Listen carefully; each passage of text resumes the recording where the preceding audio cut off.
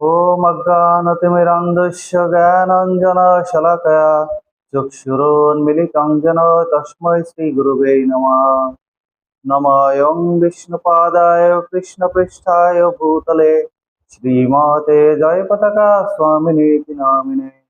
नमाचार्यपदाय निताय कृपाप्रदायिने गौरकथा धमदाय नगरग्रामतारिणे।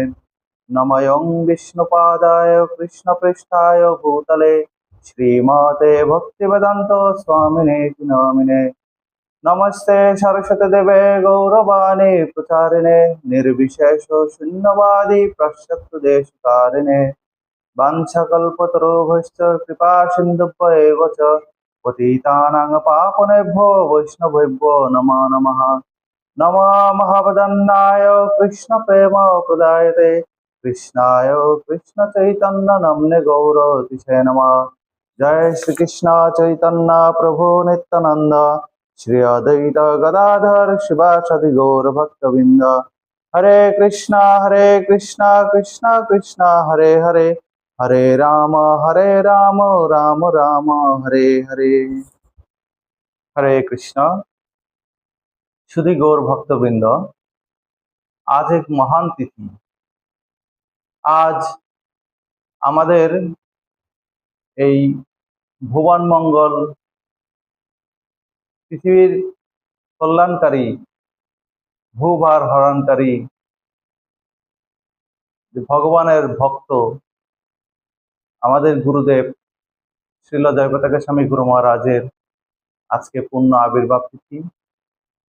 সেই সাথে আজকে কামদা একাদশী ব্রত। গুরু মহারাজ কামদা একাদশী তিথিতে আবির্ভূত হয়েছেন এই জগৎবাসীকে উদ্ধার করার জন্য। তো ভগবানের এই মহান ভক্ত আমাদের গুরু মহারাজ, তার আবির্ভাব তিথিতে আমি চেষ্টা করব তার কিছু গুণকীর্তন করা। যদিও আমার কোনো যোগ্যতা নেই গুরু মহারাজের সম্পর্কে আলোচনা করার, তারপরেও তার শিষ্যরূপে আমাদের প্রত্যেকের কর্তব্য গুরু মহারাজের আবির্ভাব তিথিতে গুরুদেবের গুণকীর্তন করা। শুধু গুরু মহারাজের আবির্ভাব তিথিতেই না, সবসময় গুরু মহারাজের গুণকীর্তন করা, গুরুদেব কৃষ্ণের গুণকীর্তন করাই আমাদের কর্তব্য। তো আজকে গুরু মহারাজের এই আবির্ভাব তিথির একটা বিশেষ তিথি উপলক্ষে আমি কিছুটা প্রয়াস করব গুরু মহারাজ সম্পর্কে আপনাদের সম্মুখে আলোচনা করা। হে শুধু গৌর ভক্তবৃন্দ, আপনারা সকলে আমাকে আশীর্বাদ করবেন যেন আমি গুরু মহারাজ সম্পর্কে আপনাদের সম্মুখে কিছু আলোচনা করতে পারি। হরে কৃষ্ণ। শ্রীল জয়পতাকা স্বামী গুরু মহারাজ আমাদের জন্য এক মহাভাগ্য যে আমরা শ্রীল জয়পতাকা স্বামী গুরু মহারাজের শিষ্য হতে পেরেছি। জয়পতাকা স্বামী গুরু মহারাজ সম্পর্কে বলতে গেলে শাস্ত্র থেকে আমরা জানতে পাই যে আমাদের সদ্গুরুর শরণাগত হওয়া উচিত।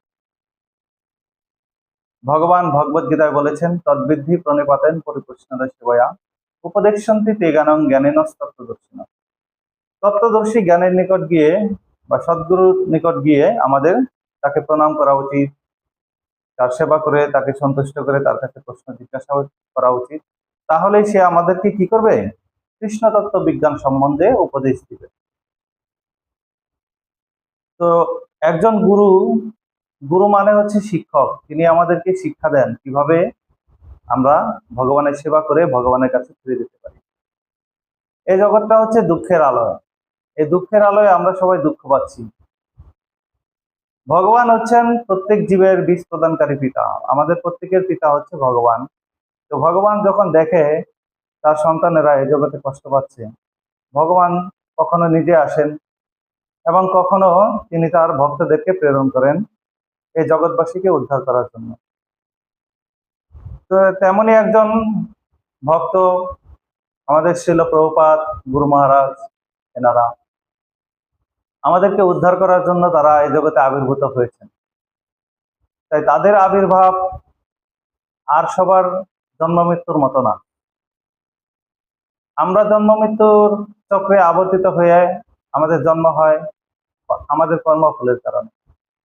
কিন্তু যারা গুরুদেব আচার্য, তারা আবির্ভূত হয় আমাদেরকে উদ্ধার করার জন্য। তো আজকে গুরু মহারাজের বিশেষ তিথি, আবির্ভাব তিথি। গুরু মহারাজ আমাদেরকে সর্বদা শিক্ষা দেয় কিভাবে আমরা ভগবানের ধামে ফিরে যেতে পারি। আজকে আপনারা যারা জয়প্রকাশ স্বামী গুরু মহারাজকে চিনেন, আপনারা দেখবেন গুরু মহারাজ কত অসুস্থ অবস্থায় আছেন। এই অসুস্থ অবস্থায় থেকেও গুরু মহারাজ প্রতিনিয়ত প্রচার কার্য চালিয়ে যাচ্ছেন। তিনি বিশ্বের বিভিন্ন স্থানে যান, সেখানে গিয়ে ভক্তদেরকে কৃপা করেন। এখনো তিনি বিশ্বের বিভিন্ন স্থানে গিয়ে দীক্ষা প্রদান করছেন, ভক্তদের মাঝে প্রচার করছেন ভগবানের বাণী। তিনি যেখানেই থাকুন না কেন অনলাইনের মাধ্যমে সারা বিশ্বের সমস্ত ভক্তদেরকে ভগবানের সম্পর্কে উপদেশ দিচ্ছেন, ভগবানের কথা প্রচার করছেন। গুরু মহারাজের আজকের এই অসুস্থ লীলা আমাদের মতো যারা অযোগ্য শিষ্য আছে, আমাদের পাপ। গুরু মহারাজ যখন গুরুদেব, আমরা চৈতন্য চরিতামৃত দেখি, যখন জগাই মাধাইকে নিত্যানন্দ প্রভু দীক্ষা দেন, জগাই মাধাইয়ের পাপে নিত্যানন্দ প্রভু একদম কালো বর্ণ, নীল বর্ণ হয়ে গেছিল। মানে আমি ভক্তমুখে শ্রবণ করেছিলাম এরকম। তো যখন কোনো পাপী ব্যক্তিকে কেউ দীক্ষা প্রদান করে, তখন যে গুরুদেব দীক্ষা প্রদান করে সেই পাপী ব্যক্তির সমস্ত পাপ তিনি নিজে গ্রহণ করেন। আমাদের মতো যারা অযোগ্য ব্যক্তি আছে, আমাদের মতো পাপী ব্যক্তিকে গুরু মহারাজ তার শিষ্যরূপে বরণ করে আমাদের পাপ গ্রহণ করে গুরু মহারাজ আজকে এই অবস্থায় আছে। এই অবস্থায় থেকেও তিনি একদম চিন্ময় স্তরে অধিষ্ঠিত থাকলে যেরকম হয়, যে এই তার যে জরা, এই যে তার যে অসুস্থ অবস্থা, এটা তাকে কোনো প্রভাবিত করতে পারে না। তিনি যে অবস্থায় আছেন সেই অবস্থায় থেকেও তিনি সারা বিশ্বব্যাপী ভগবানের বাণী হরিনাম প্রচার করছেন আমাদের জীবের কল্যাণের জন্য। আমরা অত্যন্ত ভাগ্যবান এরকম একজন সদ্গুরু সান্নিধ্য, এরকম একজন সদ্গুরুর কাছে আমরা দীক্ষা গ্রহণ করতে পেরেছি। দীক্ষা গ্রহণের মানে হচ্ছে গুরুদেবের কাছে পূর্ণরূপে আত্মসমর্পণ।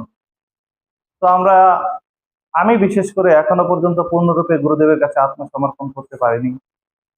আপনাদের সকলের কাছে আমি আশীর্বাদ করছি, আপনারা সবাই আমাকে আশীর্বাদ করবেন যেন আমি পূর্ণরূপে গুরুদেবের চরণে নিজেকে সমর্পিত করতে পারি এবং গুরুদেবের সেবায় নিজেকে সর্বদা নিয়োজিত রাখতে পারি। হরে কৃষ্ণ। জয় শ্রীল প্রভুপাদ, জয় পতিত পাবন গুরু মহারাজ কি।